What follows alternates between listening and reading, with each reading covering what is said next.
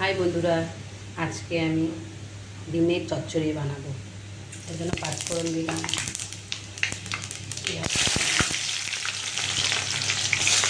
এটাতে একটু কালো সরষা নিচ্ছি, কালো সরষা, কাঁচা লঙ্কা, একটু লবণ, যাতে তেতো না হয় তরকারিটা, ঠিক আছে। তারপরে এই যে আলু, ধীরে ধীরে আলু ভাজির মতো কেটে নিয়েছি। এটাকে পেঁয়াজ যখন একটু ভাজা ভাজা হবে হালকা, তখন আমি এটা দিয়ে ভাজবো। এই যে পেঁয়াজটা এখন এরকমই, কেন কি এটা আলুর সাথে আরও ভাজা ভাজা হবে। এই যে আলুটা আমি কেটে রেখেছিলাম, এই আলুটা আমি এখন এটাতে অ্যাড করে দিচ্ছি, ঠিক আছে।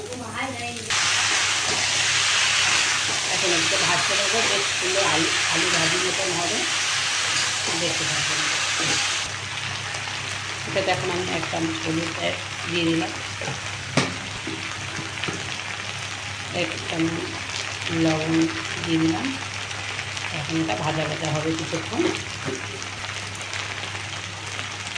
এটাতে এখন আমি এক একটা ডিম ফাটিয়ে দেবো।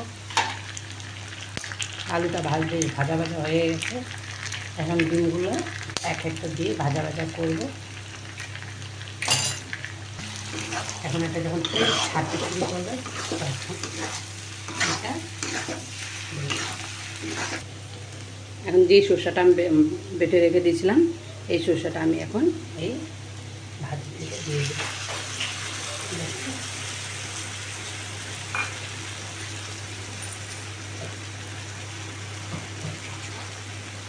কালো সরষা, এটাতে কিছুটা লঙ্কা দেওয়া আছে, আর সামান্য একটু লবণ দিলাম।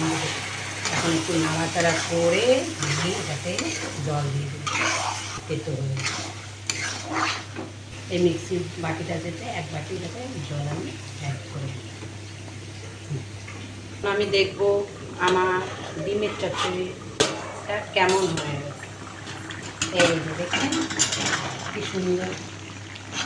আপনারা এটা ট্রাই করবেন, বাড়িতে বানাবেন।